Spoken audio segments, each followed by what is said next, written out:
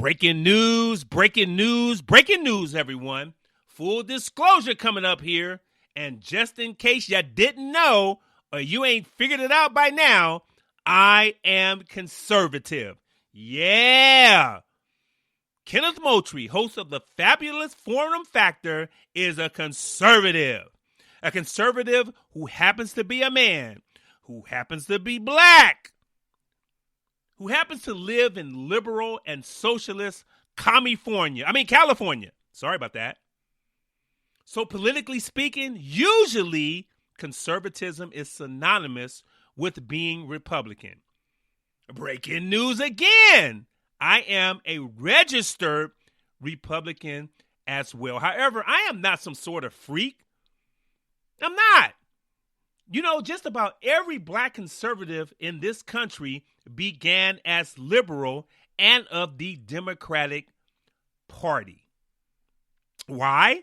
It's because our parents and grandparents were, and we didn't have a choice in the matter. So us black conservatives have to think this thing through, don't you think? We black conservatives are often ostracized by friends, family, and other socialists who apparently believe that all black people should think alike. They probably think we all look alike too. But I'm here to tell you that all black people don't think alike, and we don't look alike either. Many black conservatives don't think alike, so therefore, there you go. So why are conservatives put before a firing squad? In this episode, I want to share with you an email sent to me by a female high school classmate and how she feels about my plight, about my social issues, politics, and where I came from, mind you. There's a lot to unpack here, as the hip-hop kids like to say. The fabulous Forum Factor is coming your way next.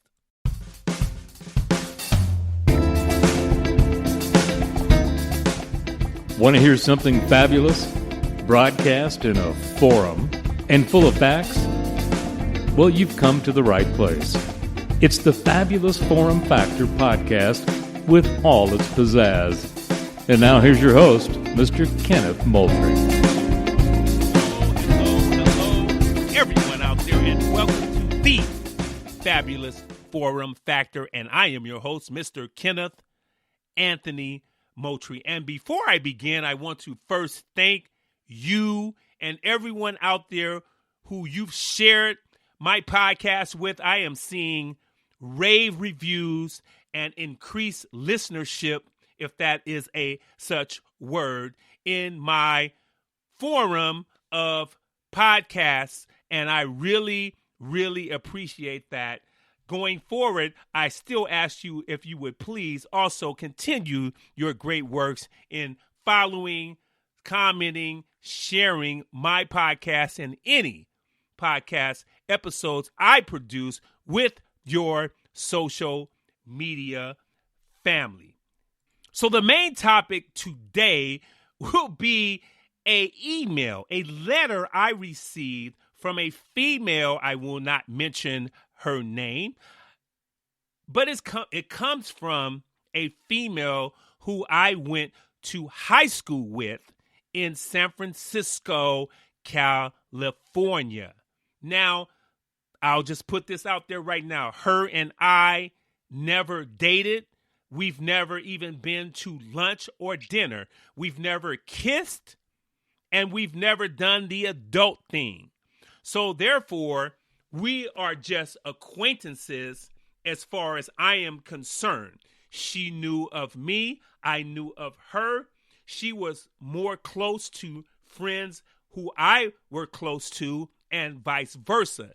So therefore, after we became adults and social media became popular, we found each other and we became social media friends. So just to throw that out there once again, and to end it all, we have no kind of connection romantically or anything outside of talking and communicating in the walls of the school that we both attended in San Francisco, California. So coming up is the letter from my high school mate. I will read for you verbatim. Now, I am going to read to you this letter in full without interruption because I want you to hear and be able to rewind and hear this again. After I read the letter, I am going to cover bullet points or important points that she made to me in this particular letter. So are you ready? This is not a very long letter, but I am going to slow it down at points to emphasize what needs to be emphasized. Here we go. Hey, Kenneth, where are you? Do you have Facebook? I don't see any updated podcasts. Are you still around? Do you believe Trump would make a better president?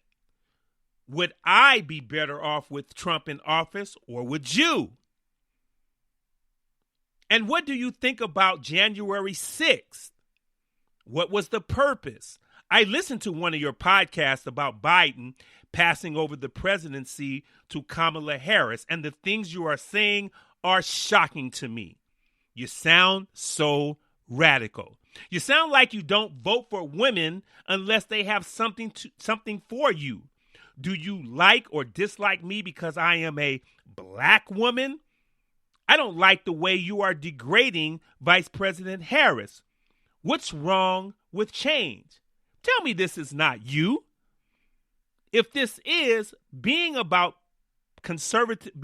a black conservative Republican, let me start over with that. Tell me this is not you. If this is what being a black conservative Republican is about, I'm out. You guys got it all wrong. I can't support a party that allows a racist man who degrades everyone and whose family is associated with the KKK representing me. Tell me there is something better. I am a Democrat because my parents were, and I didn't understand the difference and thought I should always vote for my party. But then I realized I have the right to vote for who I believe is right for me. There was a time when the voting ballots were given for your party only. Now they reflect candidates from all parties as it should be. Trump was not reelected because many Republicans crossed over and voted for the candidate they felt would serve them. Vote for the person, not the party. Trump did not do a thing for me. I'm beginning to think you don't know what you are talking about, Kenneth, because I find it hard to believe that our voting democracy is not fair and voting in person is the only way to vote. I'm going to stop now because the more I listen to your podcast, the more I get mad at you, and I don't want that. I believe you have been misguided, Kenneth, in your journey and radical ideas. I wonder if you were less fortunate than you are now, how would you think? You have been reading the wrong stuff, man. America was a beautiful country before Trump, and now will be even as beautiful as ever now that he is gone. I love you, Kenneth. We went to high school together. And I wish you best on your show in 2021. I will listen from time to time, but I will not subscribe. I don't believe what you preach, and I believe that my thinking is better than yours. Trump is not for anyone unless you are white, and that is the truth. End of letter.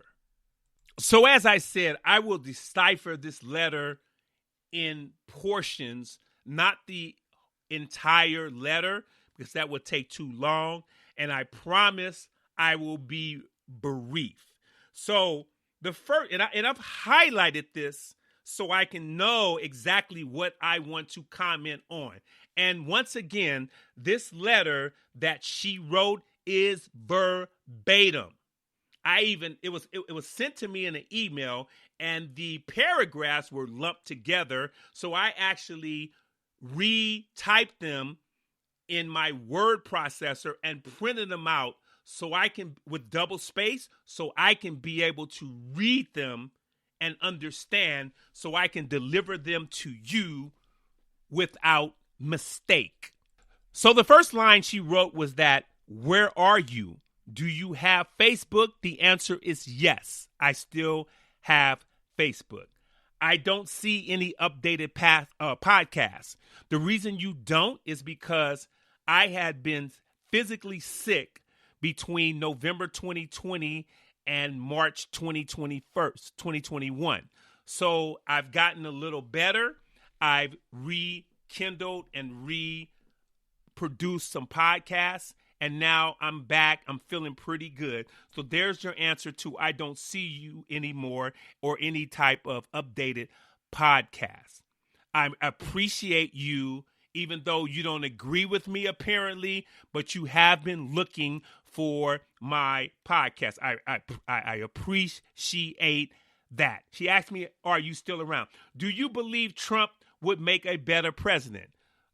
Yeah, I would believe that. I do believe he would make a better president. I am a conservative and I am a registered Republican. So I have no interest in voting not only for socialists who run under the Democratic flag. I vote for those who I believe and trust will push the conservative factor, the conservative narrative, or whatever you want to call it, and that's who I vote for. And it's not just for individual people. It is actually for things of the nature of, not just politics, but things that I'm kind of lost for words right now. Excuse me. I'm talking about, like, hold on one second. Propositions, Kenneth. Propositions is the word you were looking for, dude. Okay, so voting is not just for a party of people, individuals, humans. They are conservative and liberal propositions that play into everything as well. So that is what she asked me to. Do I think that Trump would be a better president? I believe and support candidates and propositions that and who will push the conservative narrative that I believe in. So to answer your question, the answer is yes. What was the purpose of January 6th? Let me address that real quick, and I'll address that in about 30 seconds. I believe on January 6th, which some people on the other side are calling an insurrection, I believe that President Trump, who was impeached for the second time, unsuccessfully, by the way, I would just tell you this, that President Trump called for a rally for people to come to the Capitol to protest against voter fraud. Once people got there, and once Antifa and other people who pretended to be Trump supporters, or if that's what you want to call them, they joined in and began a riot, and it was all blamed on Trump supporters.